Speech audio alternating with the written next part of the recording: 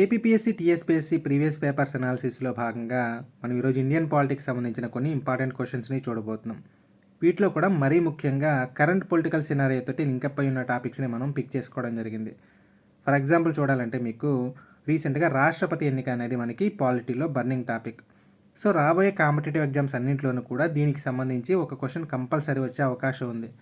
So ఆ question current రాష్ట్రపతి ఎన్నికకి సంబంధించిన డీటెయిల్స్ మీద కావచ్చు, లేదంటే అసలు రాష్ట్రపతి ఎన్నిక విధానానికి సంబంధించిన ఆర్టికల్స్కి సంబంధించి కావచ్చు, రాష్ట్రపతి అధికారాలకు సంబంధించి కావచ్చు, లేదంటే ఇంతకుముందు రాష్ట్రపతిలుగా వర్క్ చేసిన వల్ల డీటెయిల్స్కి సంబంధించి కావచ్చు.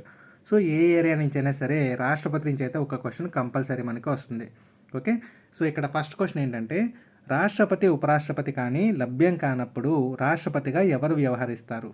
ఆప్షన్స్లో భారత ప్రధాన న్యాయమూర్తి ఉంది, భారత ఎన్నికల అధికారి, ప్రధానమంత్రి, attorney general of India.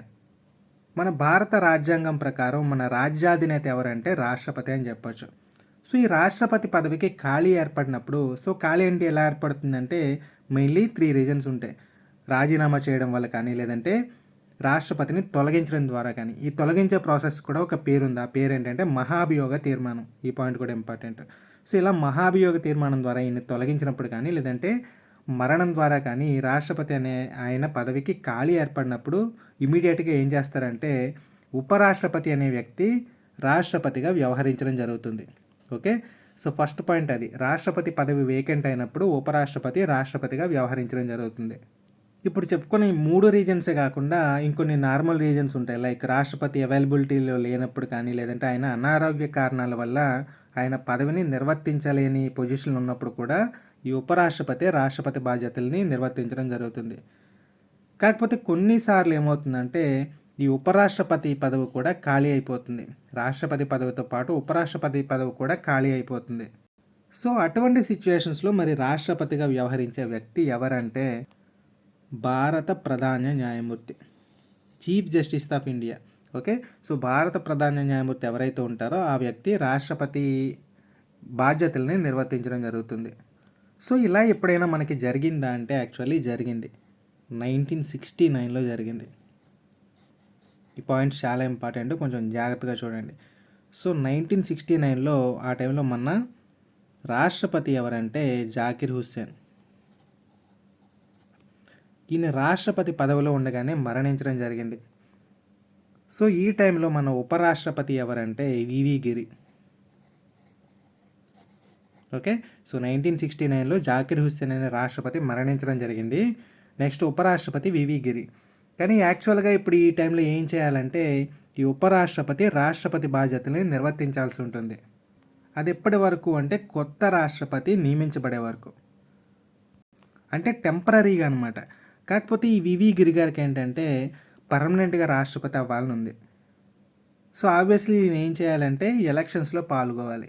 So ఎలక్షన్స్లో పాల్గొవాలంటే ఈ ఉపరాష్ట్రపతి పదవికి రాజీనామా చేయాలి. సో అదే చేశారనమాట ఈయన. ఓకే, సో రాష్ట్రపతి మరణించడం వల్ల రాష్ట్రపతి పదవి ఖాళీ అయింది. ఉపరాష్ట్రపతి ఏమో రాష్ట్రపతి ఎన్నికల్లో నిలబడటానికి ఉపరాష్ట్రపతి కూడా రాజీనామా చేయడం జరిగింది. సో ఈ 1969లో ఒక సెర్టైన్ టైంలో మనకి రాష్ట్రపతి లేడు, ఉపరాష్ట్రపతి లేడు. సో ఆ టైంలో ఏం చేశారంటే భారత ప్రధాన న్యాయమూర్తి అయిన జస్టిస్ మహమ్మద్ హిదాయతుల్లా అనే ఆయన ఈ రాష్ట్రపతి బాధ్యతల్ని నిర్వర్తించడం జరిగింది. ఈ నేమ్స్ కూడా చాలా ఇంపార్టెంట్, క్లియర్గా గుర్తుపెట్టుకోండి. ఓకే, సో ఈ మహమ్మద్ హిదాయతుల్లా అనే ఆయన రాష్ట్రపతిగా బాధ్యతలను నిర్వర్తించడం జరిగింది. ఎంతకాలం నిర్వర్తించాడంటే దగ్గర దగ్గర 1 month. ఎప్పటి నుంచి అంటే 20th జూలై నుంచి 24th ఆగస్టు దాకా, అంటే కొత్త రాష్ట్రపతి ఎన్నిక జరిగే వరకు కూడా ఈయన 1 month రాష్ట్రపతి బాధ్యతలను నిర్వర్తించడం జరిగింది. ఈ ఏమంటామంటే తాత్కాలిక రాష్ట్రపతి అంటాం. నెక్స్ట్ క్వశ్చన్ కూడా మనకి చాలా చాలా ఇంపార్టెంట్. భారత రాజ్యాంగంలోని ఆర్టికల్స్ 54 and 55 దేనికి సంబంధించినవి? రాష్ట్రపతి ఎన్నిక, ఉపరాష్ట్రపతి ఎన్నిక, ప్రధాని ఎన్నిక, లోక్సభ స్పీకర్ ఎన్నిక. సో ఇక్కడ కరెక్ట్ ఆప్షన్ ఏంటంటే రాష్ట్రపతి ఎన్నిక. యాక్చువల్లీ మీరు నా ప్రీవియస్ క్లాసెస్ ఫాలో అయ్యి ఉంటే కనుక ఈ 2 ఆర్టికల్స్ గురించి మనం చాలా డీటెయిల్గా ఒక ఎంటైర్ వీడియోలో డిస్కస్ చేసుకోవడం జరిగింది. ఓకే, సో ఆర్టికల్ 54 రాష్ట్రపతి ఎన్నిక గురించే చెప్తుంది, 55 కూడా రాష్ట్రపతి ఎన్నిక గురించే చెప్తుంది. మరి ఈ రెండింటికి డిఫరెన్స్ ఏంటంటే 54 జస్ట్ రాష్ట్రపతి ఎన్నిక గురించి చెప్తుంది. అంటే రాష్ట్రపతిని ఎలక్టోరల్ కాలేజ్ అనే ఒక ఆర్గనైజేషన్ లేదా టీం ఎన్నుకుంటుందని చెప్తుందనమాట. ఓకే, కాకపోతే ఎన్నిక విధానం ఎలా జరుగుతుంది అనేది మనకి చెప్పేది ఎవరంటే ఆర్టికల్ 55. ఓకే, సో క్లియర్గా చెప్పాలంటే ఆర్టికల్ 54 దేని గురించి చెప్తుంది, మనకి రాష్ట్రపతి ఎన్నిక గురించి చెప్తుంది. రాష్ట్రపతిని ఎలక్టోరల్ కాలేజ్ ఎన్నుకుంటుంది. ఎలక్టోరల్ కాలేజీలోనేమో పార్లమెంట్కి ఎన్నిక కాబడ్డ సభ్యులు ఉంటారు, నెక్స్ట్ రాష్ట్ర శాసనసభలకు సంబంధించిన సభ్యులు ఉంటారు అని ఆర్టికల్ 54 చెప్తుంది. కాకపోతే ఈ ఎలక్షన్ ప్రాసెస్ అంతా ఎలా జరుగుతుంది అన్నది చెప్పేది ఎవరంటే ఈ article 55.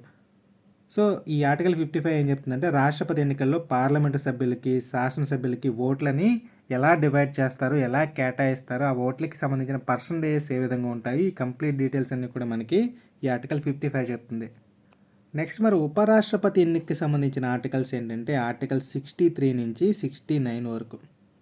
Okay, so article 63 to 69 ఉపరాష్ట్రపతి ఎన్నిక గురించి చెప్తాయి. నెక్స్ట్ మరి ప్రధాని ఎన్నికకి సంబంధించిన ఆర్టికల్స్ ఏంటంటే ఆర్టికల్ 74 and 75. 74, 75 ఈ 2 ఆర్టికల్స్ కూడా ప్రధాని ఎన్నికకి సంబంధించిన ఇన్ఫర్మేషన్ని మనకి చెప్తాయి. నెక్స్ట్ లోక్సభ స్పీకర్ ఇంకా డిప్యూటీ స్పీకర్కి సంబంధించిన ఎన్నికల గురించి చెప్పే ఆర్టికల్ ఏంటంటే article 93. Okay, complete information important మనకి ఏ ఎన్నికకి సంబంధించి ఏ ఆర్టికల్స్ అని చెప్పి. ఓకే, సో నెక్స్ట్ క్వశ్చన్ వచ్చేసి భారతదేశంలో పంచాయతీరాజ్తో సంబంధం ఉన్న కమిటీ ఏది? ఈ క్వశ్చన్ జాగ్రత్తగా చూడండి. ఇక్కడ ఆప్షన్స్లో మనకి ఎల్ఎం సింఘ్వి కమిటీ ఉంది, జీవీకే రావు కమిటీ ఉంది, బలవంతరాయ్ మెహతా కమిటీ ఉంది, పైవన్నీ.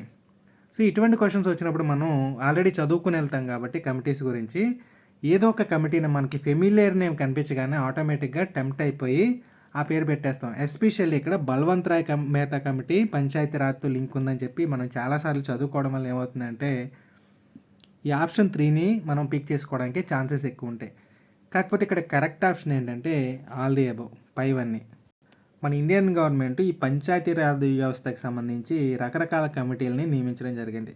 వాటిలో ఈ బల్వంతరాయ్ మెహతా కమిటీని ఎప్పుడు నియమించారంటే 1957లో నియమించారు. తర్వాత 1977లోనేమో అశోక్ మెహతా కమిటీని నియమించడం జరిగింది. 1985లోనేమో జీవీకే రావు కమిటీని నియమించడం జరిగింది. 1986లో ఎల్ఎం సింఘ్వి కమిటీని నియమించడం జరిగింది.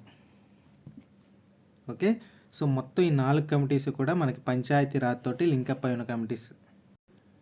వీటిలో very very very important committees ఏంటంటే బల్వంతరాయ్ కమిటీ ఒకటి, ఎల్ఎం సింఘ్వి కమిటీ ఒకటి. ఈ బల్వంతరాయ్ మెహతా కమిటీని 1957లో ఏర్పాటు చేయడం జరిగింది. ఈ కమిటీలో రికమెండేషన్స్లో ముఖ్యమైనది ఏంటంటే 3 అంచెల పంచాయతీరాజ్ వ్యవస్థని రూపొందించాలని చెప్పి ఈ కమిటీ సజెస్ట్ చేయడం జరిగింది. సో 3 అంచెల పంచాయతీరాజ్ వ్యవస్థకు సంబంధించి రికమెండేషన్స్ చేసిన కమిటీ ఏది లేదంటే సూచించిన కమిటీ ఏంటంటే మనకి బల్వంతరాయ్ మెహతా కమిటీ. మరి నెక్స్ట్ ఈ సింఘ్వి కమిటీ ఏం చెప్పిందంటే పంచాయతీలకి రాజ్యాంగ హోదా కల్పించాలని చెప్పి రికమెండ్ చేయడం జరిగింది. మనం ఇండియన్ పాలిటీలో 73, 74 రాజ్యాంగ సవరణల గురించి చదువుకునేటప్పుడు ఈ సింఘ్వి కమిటీ వస్తుంది మనకి. సో ఈ కమిటీ రికమెండేషన్స్ని బేస్ చేసుకుని 73వ రాజ్యాంగ సవరణ చట్టం ద్వారా 1992లో ఈ పంచాయతీరాజ్ వ్యవస్థలకి రాజ్యాంగ హోదాని మనం కల్పించడం జరిగింది. నెక్స్ట్ క్వశ్చన్, జాతీయ మహిళా కమిషన్ని చట్టబద్ధ సంస్థగా ఏ సంవత్సరం ఏర్పాటు చేశారు? 92, 93, 94, 91. ఇది కొంచెం కన్ఫ్యూజన్ని జనరేట్ చేసే క్వశ్చన్, జాగ్రత్తగా చూడండి. యాక్చువల్లీ జాతీయ మహిళా కమిషన్ని ఎస్టాబ్లిష్ చేసిన ఇయర్ ఏంటంటే 1988. కాకపోతే ఈ 1988లో కేంద్ర ప్రభుత్వం అనేది ఒక కార్యనిర్వాహక తీర్మానం ద్వారా ఈ కమిషన్ని ఏర్పాటు చేయడం జరిగింది. అంటే దీనికి చట్టబద్ధమైన గుర్తింపు లేదు 1988 టైంకి. సో దాని తర్వాత దీనికి సంబంధించిన చట్టాలని పార్లమెంట్లో ప్రవేశపెట్టడం జరిగింది. దీన్ని పార్లమెంట్ ఎప్పుడు ఆమోదించిందంటే 1990లో ఆమోదించింది. 1990లో ఈ జాతీయ మహిళా కమిషన్ ఏర్పాటుకు సంబంధించిన చట్టాన్ని పార్లమెంటు ఆమోదించడం జరిగింది. సో ఈ చట్టాన్ని బేస్ చేసుకుని చట్టబద్ధమైన సంస్థగా ఈ జాతీయ మహిళా కమిషన్ని ఏర్పాటు చేసింది ఏ సంవత్సరంలో అంటే 1992లో, 1992లో. సో ఇక్కడ క్వశ్చన్ ఏం అడిగాడో చూడండి, జాతీయ మహిళా కమిషన్ని చట్టబద్ధమైన సంస్థగా ఏ సంవత్సరం ఏర్పాటు చేశారు? సో ఇక్కడ మనకి కరెక్ట్ ఆన్సర్ ఏంటంటే 1992. ఓకే, సో యాక్చువల్గా ఎస్టాబ్లిష్ చేసిన ఇయర్ ఏమో 1988. దానికి సంబంధించిన చట్టాన్ని పాస్ చేసిన ఇయర్ ఏమో 1990. దీన్ని చట్టబద్ధమైన కమిషన్గా ఏర్పాటు చేసినేమో 1992. నెక్స్ట్ ఈ జాతీయ మహిళా కమిషన్ అనేది ఒక సివిల్ కోర్టుకి ఈక్వలెంట్ అధికారాలు కలిగి ఉంటుందన్నమాట. ఈ పాయింట్ కూడా మనకి చాలా ఇంపార్టెంట్. నెక్స్ట్ ఇది కొంచెం ఈజియెస్ట్ క్వశ్చన్, డైరెక్ట్ క్వశ్చన్. భారత రాజ్యాంగం గుర్తించిన భాషల జాబితా రాజ్యాంగంలో ఏ షెడ్యూల్లో ఉంది? 7th schedule, 8th schedule, 6th schedule, 5th schedule. So రాజ్యాంగంలో 5th షెడ్యూల్ మనకి దేని గురించి చెప్తుందంటే షెడ్యూల్డ్ ఏరియాస్, షెడ్యూల్ తెగల పరిపాలన ఏ విధంగా ఉండాలో చెప్తుంది.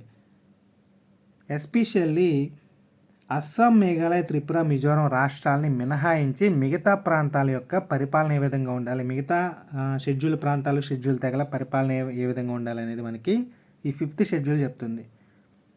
సో ఈ అస్సాం, మేఘాలయ, త్రిపుర, మిజోరం రాష్ట్రాల్లో ఈ గిరిజన ప్రాంతాలకు సంబంధించిన పరిపాలన ఏ విధంగా ఉండాలనేది 6th షెడ్యూల్ చెప్తుంది. ఓకే, సో ఈ 4 ప్రాంతాలకు సంబంధించిన పరిపాలన గురించి చెప్పేది 6th షెడ్యూల్. రిమైనింగ్ ప్రాంతాల, వెనుకబడిన ప్రాంతాల యొక్క పరిపాలన గురించి చెప్పేది 5th schedule. Next 7th schedule దేని గురించి చెప్తుందంటే కేంద్రానికి, రాష్ట్రాలకి మధ్య అధికారాల విభజన ఏ విధంగా జరుగుతుందన్న విషయాల గురించి ఈ 7th షెడ్యూల్ చెప్తుంది. అంటే కేంద్ర జాబితాలు ఎన్ని అంశాలు ఉన్నాయి, రాష్ట్ర జాబితాలు ఎన్ని అంశాలు ఉన్నాయి, నెక్స్ట్ ఉమ్మడి జాబితాలు ఎన్ని అంశాలు ఉన్నాయి, వీటి శాసనాధికారాల పరిధి ఏంటి, ఇలాంటి విషయాలన్నీ కూడా మనకి ఈ 7th షెడ్యూల్ చెప్తుంది. సో మరి భారత రాజ్యాంగం గుర్తించిన భాషల జాబితా గురించి చెప్పే షెడ్యూల్ ఏంటంటే 8th షెడ్యూల్, 8వ షెడ్యూల్ చెప్తుంది. సో యాజ్ ఆఫ్ నవ్ మన భారత రాజ్యాంగం గుర్తించిన భాషలు ఏంటంటే 22 భాషలు. ఇనీషియల్గా అంటే మన రాజ్యాంగం అమల్లోకి వచ్చినప్పుడు ఎన్ని భాషలు ఉండేవంటే 14 భాషలు ఉండేవి. అస్సామీ, బెంగాలీ, గుజరాతీ, హిందీ, కన్నడ, కాశ్మీరీ, మలయాళం, మరాఠీ, ఒరియా, పంజాబీ, సంస్కృతం, తమిళం, తెలుగు, ఉర్దూ. ఈ 14 భాషల్ని ఇనీషియల్గా 1950sలో మన రాజ్యాంగం అమల్లోకి వచ్చినప్పుడు గుర్తించడం జరిగింది. దీని తర్వాత 1967లో 21వ రాజ్యాంగ సవరణ చట్టం ద్వారా 15వ భాషగా సింధీ భాషను గుర్తించడం జరిగింది. దీని తర్వాత 1992లో 71వ రాజ్యాంగ సవరణ చట్టం ద్వారా ఇంకొక 3 భాషలను గుర్తించడం జరిగింది. సో అప్పటికి మన భాషలు ఎన్ని అయ్యాయి అంటే గుర్తించబడ్డ భాషలు 18 అయ్యాయి. ఆ 3 భాషలు ఏంటంటే కొంకణి ఒకటి, మణిపురి ఒకటి, నేపాలీ ఒకటి. ఈ నేపాలీని మనం రాజ్యాంగ పరంగా ఎందుకు గుర్తించామనే దాని మీద కూడా మనం ఒక సెపరేట్ క్లాసులో డిస్కస్ చేసుకోవడం జరిగింది. ఆ లింక్ కూడా నేను ఒకసారి డిస్క్రిప్షన్లో ఇస్తాను, అది కూడా ఒకసారి మీరు చూడండి. నెక్స్ట్ దీని తర్వాత 2003వ సంవత్సరంలో 92వ రాజ్యాంగ సవరణ చట్టం ద్వారా ఇంకొక 4 భాషల్ని మనం యాడ్ చేసుకోవడం జరిగింది. ఏంటా 4 అంటే బోడో ఒకటి, డోగ్రీ ఒకటి, మైథిలి ఒకటి, సంతాలి ఒకటి. ఓకే, సో 22వ భాషగా గుర్తింపు పొందబడిన భాష ఏంటంటే సంతాలి భాష. సో ఓవరాల్గా ప్రజెంట్ మనకి రాజ్యాంగం గుర్తించిన భాషలు ఏంటంటే 22 భాషలు. ఈ భాషల గురించి చెప్పే షెడ్యూల్ ఏంటంటే 8వ షెడ్యూల్. Next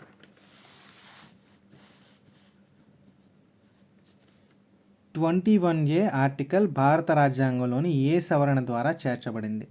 84, 85, 86 and 87.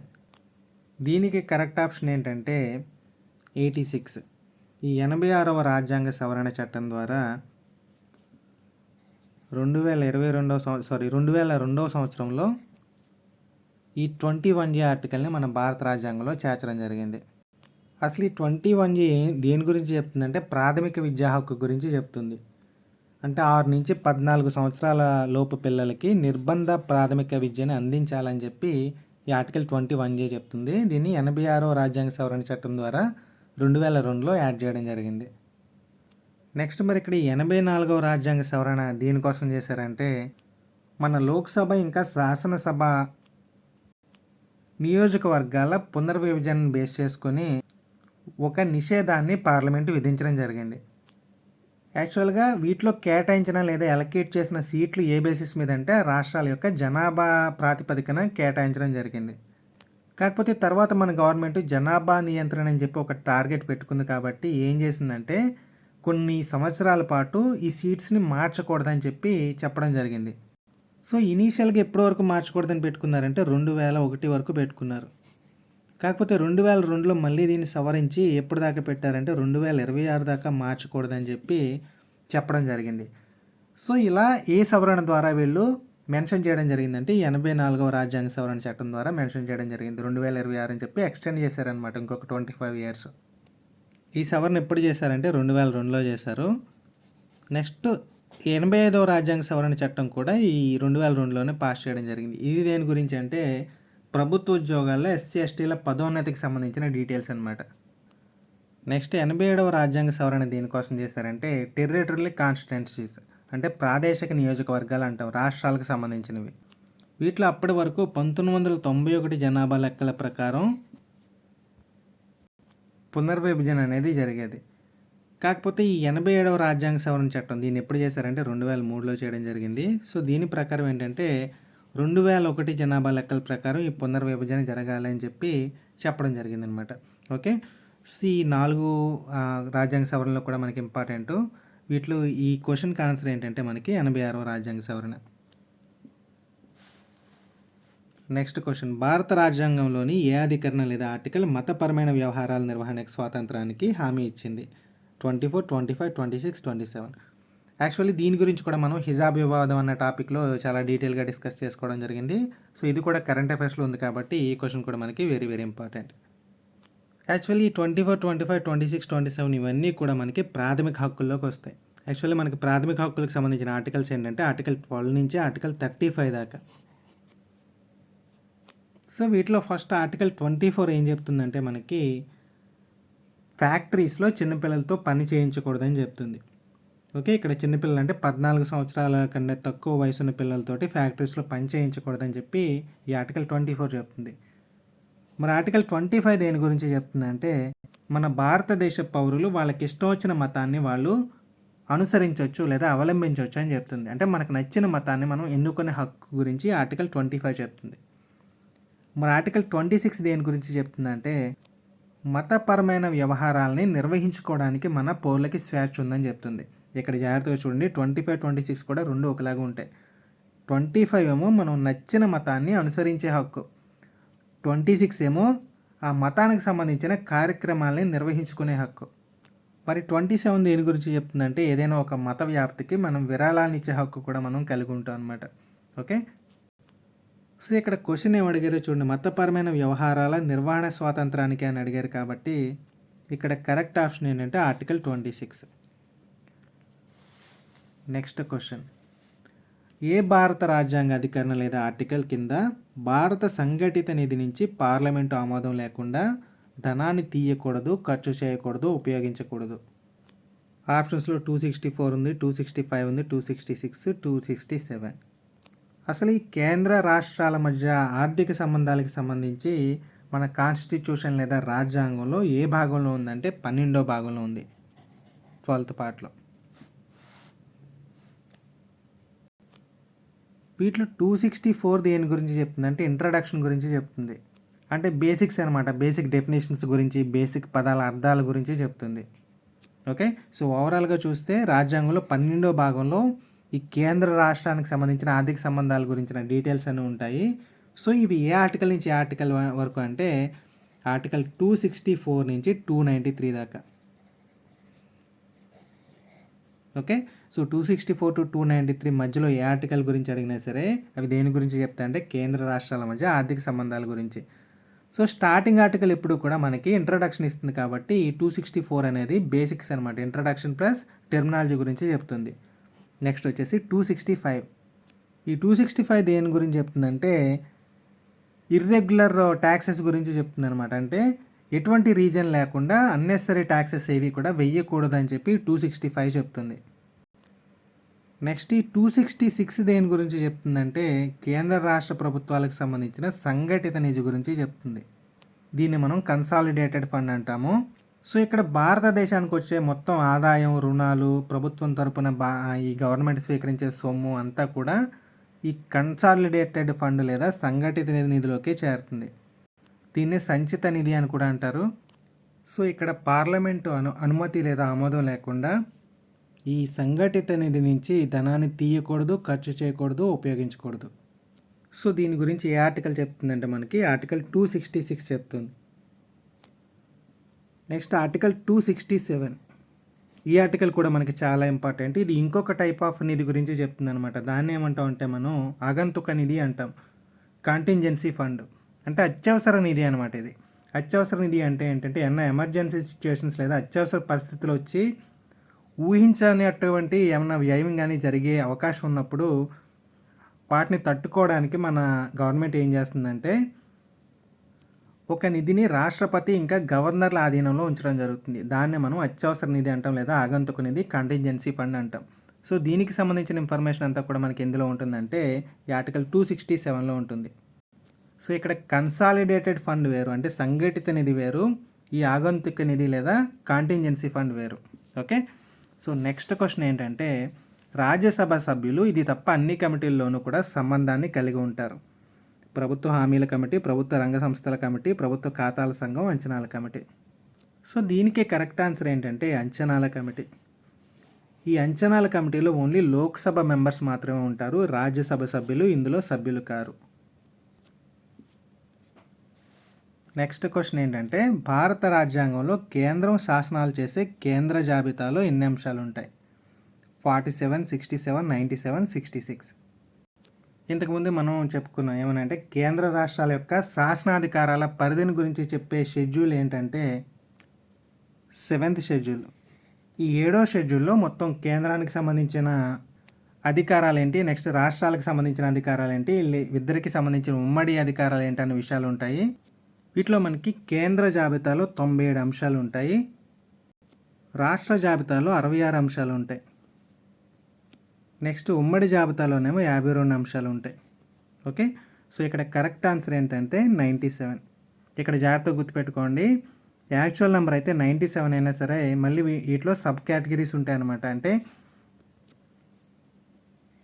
2A అని, 92A, BC ఇలా అనమాట.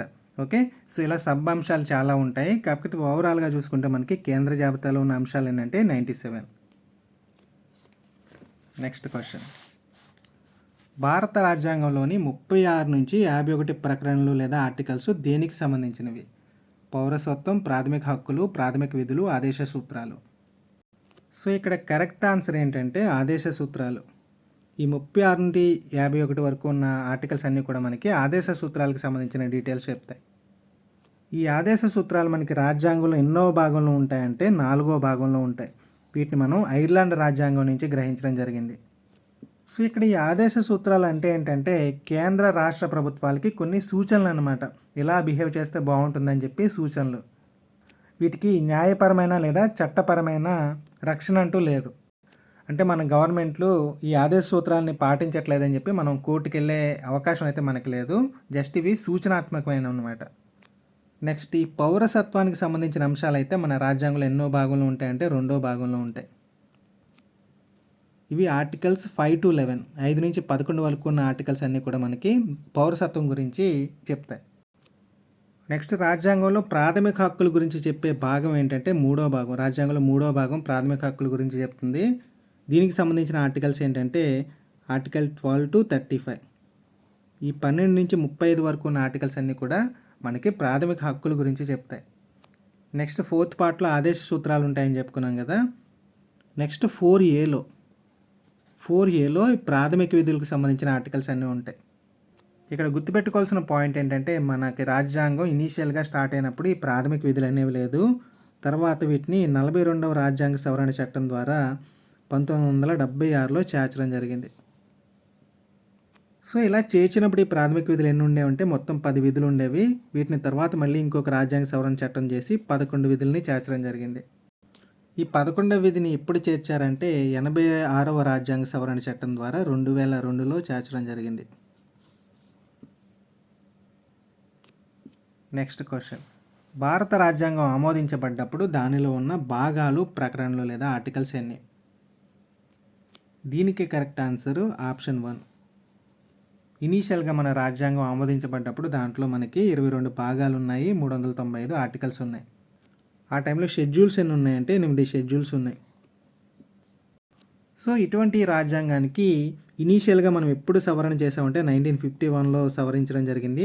ఆ తర్వాత రీసెంట్ వరకు కూడా చాలా సవరణలు జరిగాయి. ఈ సవరణలో రకరకాల ఆర్టికల్స్ని తొలగించడం జరిగింది, కొత్త ఆర్టికల్స్ని యాడ్ చేయడం జరిగింది. ఓకే. సో ఎన్ని యాడ్ చేసినా సరే ప్రజెంట్ మనకున్న ఆర్టికల్స్ ఏంటంటే 395. ఇలా ఎందుకు జరుగుతుందంటే ఏమన్నా కొత్త ఆర్టికల్స్ వచ్చినా సరే వాటిని అప్పటి వరకు ఉన్న రిలేటెడ్ ఆర్టికల్స్ ఏమైనా ఉంటే వాటి సబ్ ఆర్టికల్స్ కింద మనం యాడ్ చేసుకోవడం జరుగుతుంది. ఫర్ ఎగ్జాంపుల్ 21 ఆర్టికల్ ఉందనుకోండి, 21A అని యాడ్ చేస్తాం, లేదంటే 21B అని యాడ్ చేస్తాం, లేదంటే 92A అని యాడ్ చేస్తాం, ఇలా అనమాట. ఆల్రెడీ ఉన్న ఆర్టికల్స్కి సబ్ ఆర్టికల్స్ కింద యాడ్ చేయడం జరుగుతుంది. కానీ ఈ 395 నెంబర్ని దాటైతే మనం వెళ్ళం, ఎందుకంటే రాజ్యాంగం యొక్క బేసిక్ స్ట్రక్చర్ని మార్చడం ఇష్టం లేక. సో ఇలా యాడ్ చేసుకుంటూ డిలీట్ చేసుకుంటూ వచ్చేసరికి ప్రజెంట్ మన రాజ్యాంగంలో 22 భాగాలు ఉన్నాయి, 12 షెడ్యూల్స్ ఉన్నాయి, దగ్గర దగ్గర 448 ఆర్టికల్స్ ఉన్నాయి. కాకపోతే ఓవరాల్ నెంబర్ ఎంత ఉంటుందంటే ఫైనల్ నెంబర్ మనకి 395 ఉంటుంది. నెక్స్ట్ క్వశ్చన్ కూడా మనకి చాలా చాలా ఇంపార్టెంట్. మన భారత రాష్ట్రపతిని మనం ఎవరితో పోల్చవచ్చు? బ్రిటిష్ రాజుతోనా, బ్రిటిష్ ప్రధానమంత్రితోనా, అమెరికా అధ్యక్షుడితోనా, ఫ్రాన్స్ అధ్యక్షుడితోనా? సో ఇక్కడ మనం గుర్తుపెట్టుకోవాల్సిన పాయింట్ ఏంటంటే మన ఇండియన్ కాన్స్టిట్యూషన్ లేదా భారత రాజ్యాంగం ప్రకారం మన రాష్ట్రపతి అనే వ్యక్తి మన రాజ్యానికి అధినేత, అంటే మన దేశాధినేత, కానీ ప్రభుత్వానికి కాదు. మరి ప్రభుత్వానికి అధినేత ఎవరంటే ప్రధానమంత్రి. కానీ ఇక్కడ మన కేంద్ర ప్రభుత్వం యొక్క కార్యనిర్వహణాధికారం అంతా కూడా రాష్ట్రపతి పేరు మీద జరుగుతుంది. అలాగే ప్రభుత్వం జారీ చేసే ఉత్తర్వులన్నీ కూడా రాష్ట్రపతి పేరు మీద ఉంటాయి. మనది పార్లమెంటరీ ప్రజాస్వామ్య వ్యవస్థ. ఈ ప్రాసెస్ అంతా కూడా మనం బ్రిటన్ కాన్స్టిట్యూషన్ నుంచి గ్రహించడం జరిగింది. సో దీని ప్రకారం ఈ రాష్ట్రపతి అనే వ్యక్తికి నామమాత్రపు కార్యనిర్వహణాధికారాలు మాత్రమే కలిగి ఉంటాడు. సో దీన్నే మనం రాష్ట్రపతి రబ్బర్ స్టాంప్ ఎందుకని చెప్పి మనం చిన్నప్పుడు చాలాసార్లు చదువుకున్నాము. సో మరి అసలు ఇక్కడ వాస్తవ కార్యనిర్వహణాధికారాలు ఎవరికి ఉంటాయంటే ప్రధానమంత్రి అధ్యక్షుడిగా ఉన్న మంత్రిమండలికి ఉంటాయి. ఓకే. సో యాక్చువల్లీ ఫ్రాంక్గా చెప్పాలంటే ఈ మంత్రిమండలి యొక్క సలహాలకి రాష్ట్రపతి బద్ధుడే ఉండాలి. కాకపోతే ఇక్కడ 1976 సంవత్సరంలో జరిగిన 42వ రాజ్యాంగ సవరణ చట్టం ప్రకారం మంత్రిమండలి సలహాని రాష్ట్రపతి తప్పకుండా పాటించాలన్నమాట. కాకపోతే తర్వాత ఏమైందంటే 1978లో ఇంకొక సవరణ చట్టం చేయడం జరిగింది, 44వ రాజ్యాంగ సవరణ. సో దీని ప్రకారం ఏంటంటే రాష్ట్రపతి ఈ మంత్రిమండలి ఏమైనా సలహా ఇచ్చిందనుకోండి, దాన్ని ఒకసారి పునఃపరిశీలించండి, అంటే ఒకసారి మళ్ళీ రీకన్సిడర్ చేయండి అని చెప్పి వెనక్కి పంపించవచ్చు. ఇక్కడ జాగ్రత్తగా చూడండి, రిజెక్ట్ చేయట్లేదు, మళ్ళీ ఇంకోసారి చెక్ చేయండి బాబు అని చెప్పి వెనక్కి పంపించడం మాత్రమే జరుగుతుంది. ఇన్ కేసు ఇప్పుడు మంత్రిమండలి రాష్ట్రపతి వెనక్కి పంపించిన ఈ సమస్య ఏదైతే ఉందో దాన్ని ఒకసారి మళ్ళీ డిస్కస్ చేసి రెండోసారి రాష్ట్రపతికి బిల్లుని కానీ పంపించినట్టయితే అప్పుడు తిరిగి దాన్ని తిరస్కరించే అధికారం రాష్ట్రపతికి లేదు. ఓకే, కంపల్సరీ ఆమోదించాల్సిందే. ఇదే విధంగా మనం ఇంగ్లాండ్లో తీసుకుంటే ఇంగ్లాండ్లో కూడా రాజు ఉంటాడు. ఆ రాజు రాజ్యానికి అధినేతే కానీ ప్రభుత్వానికి అధినేత కాదు. సో మన భారత రాష్ట్రపతిని ఎవరితో పోల్చొచ్చు అంటే ఇప్పుడు ఆబ్వియస్లీ ఈ బ్రిటిష్ రాజుతో పోల్చొచ్చు అనమాట. సో ఇక్కడ కరెక్ట్ ఆన్సర్ ఏంటంటే బ్రిటిష్ రాజు.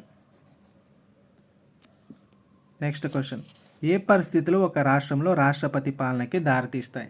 అస్థిర ప్రభుత్వం, పాలక పక్షానికి శాసనసభ్యుల మద్దతు పోయినప్పుడు, కేంద్ర ప్రభుత్వ ఆజ్ఞని రాష్ట్ర ప్రభుత్వం అమలు చేయనప్పుడు,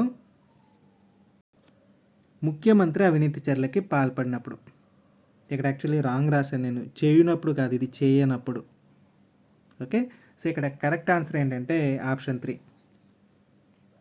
మన రాజ్యాంగం ప్రకారం ఈ రాష్ట్రపతి పాలన అనేది మనకి 2 రకాలుగా విధించడం జరుగుతుంది.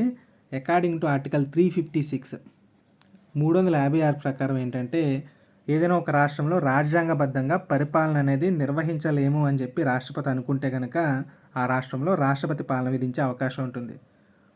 అదేవిధంగా గవర్నర్ పంపించే నివేదిక ఆధారంగా కూడా ఈ రాష్ట్రపతి పాలన విధించవచ్చు. అయితే కొన్ని సందర్భాల్లో ఈ గవర్నర్ నివేదికతో పని లేకుండా రాష్ట్రపతి పాలన విధించే అవకాశం కూడా ఉంటుంది. నెక్స్ట్ ఇంకొక ఆర్టికల్ ఉంటుంది, అదేంటంటే ఆర్టికల్ 365.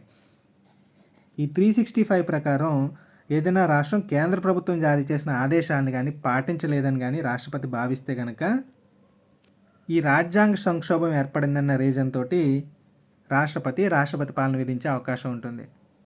సో ఇక్కడ మనకి కరెక్ట్ ఆన్సర్ ఏంటంటే ఆప్షన్ 3. నెక్స్ట్, ప్రాథమిక హక్కుని రద్దు చేయగలిగేది ఎవరు? పార్లమెంటు, సుప్రీంకోర్టు, రాష్ట్రపతి, ప్రధానమంత్రి. సో ఆబ్వియస్లీ ఇటువంటి క్వశ్చన్ చూడగానే మనం సుప్రీంకోర్టు అనుకుంటాం, ఎందుకంటే హక్కులకి సుప్రీంకోర్టుకి రిలేటెడ్ అని. కాకపోతే ఇక్కడ కరెక్ట్ ఆన్సర్ ఏంటంటే రాష్ట్రపతి. ఓకే, సో మనకి ప్రాథమిక హక్కులు ఉంటాయి, కాకపోతే అవి పరిమితులు లేనివి కాదనమాట. అంటే వాటికి కొన్ని లిమిటేషన్స్ అంటూ ఉంటాయి మనకి. నేషనల్ ఎమర్జెన్సీ లేదా జాతీయ అత్యవసర పరిస్థితి ఏమైనా వచ్చినట్లయితే కనుక ఈ ప్రాథమిక హక్కుల్ని రాష్ట్రపతి రద్దు చేసే అవకాశం ఉంటుంది. ఈ రద్దు అనేది తాత్కాలికమే, ఈ విషయం కూడా మనం గుర్తుపెట్టుకోవాలి. ఓకే, సో ప్రాథమిక హక్కుల్ని శాశ్వతంగా రద్దు చేసే అధికారం అయితే రాష్ట్రపతికి లేదు. కాకపోతే నేషనల్ ఎమర్జెన్సీ సిచ్యుయేషన్స్లో పరిస్థితి మరీ చేజారిపోతుంది అనుకున్నప్పుడు రాష్ట్రపతి ప్రాథమిక హక్కుల్ని రద్దు చేసే అధికారం ఉంటుంది, అది కూడా తాత్కాలికంగానే. కాకపోతే ఇక్కడ మనం గుర్తుపెట్టుకోవాల్సిన పాయింట్ ఏంటంటే 2 ఆర్టికల్స్ ఉన్నాయి, 2 హక్కులు ఉన్నాయి మనకి, ఆర్టికల్ 20 ఒకటి, 21 ఒకటి. ఈ 2 ఆర్టికల్స్ మనకి ప్రసాదించే హక్కులను మాత్రం రాష్ట్రపతి ఎట్టి పరిస్థితుల్లోనూ రద్దు చేసే అధికారం లేదు.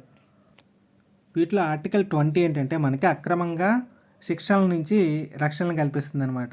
అంటే ఎమర్జెన్సీ సిచ్యువేషన్లో అయినా సరే మిమ్మల్ని ఎవరు కూడా రీజన్ లేకుండా శిక్షించే అధికారం ఎవరికీ లేదు. నెక్స్ట్ ఆర్టికల్ 21 ఏం చెప్తుందంటే మనకి స్వేచ్ఛ హక్కు ఇంకా జీవించే హక్కుని కల్పిస్తుంది. అంటే చట్టంతో నిర్ధారించబడ్డ పద్ధతిలో తప్ప రిమైనింగ్ సిచ్యువేషన్స్లో మనకి అంటే మన స్వేచ్ఛకి ప్రాణానికి కూడా ఎవరు హాని తలపెట్టలేరనమాట. అంటే ఏమన్నా గవర్నమెంట్ కానీ కోర్టు కానీ మనకి ఉరిశిక్ష విధిస్తే ఇంక వేరే దారి లేదు. సో అలా చట్టంతో నిర్ధారించబడ్డ పద్ధతిలో తప్ప మిగతా సందర్భాల్లో మనకి ఈ జీవించే హక్కు, స్వేచ్ఛగా తిరిగే హక్కు ఉంటాయన్నమాట. సో ఈ ఆర్టికల్ 20, 21 తప్ప రిమైనింగ్ హక్కులన్నింటినీ కూడా తాత్కాలికంగా రద్దు చేసే అధికారం ఎవరికి ఉంటుందంటే రాష్ట్రపతికి ఉంటుంది. సో ఇక్కడితో ఈ క్లాస్ కంప్లీట్ అయింది. ఇంకా కొన్ని ముఖ్యమైన క్వశ్చన్స్ మనం నెక్స్ట్ క్లాస్లో డిస్కస్ చేసుకుందాం. సో ఈరోజు చెప్పిన దానిలో మీకు ఏమైనా కన్ఫ్యూజన్ కానీ డౌట్స్ కానీ ఉంటే కింద కామెంట్ సెక్షన్లో అడగండి. Thank you for watching.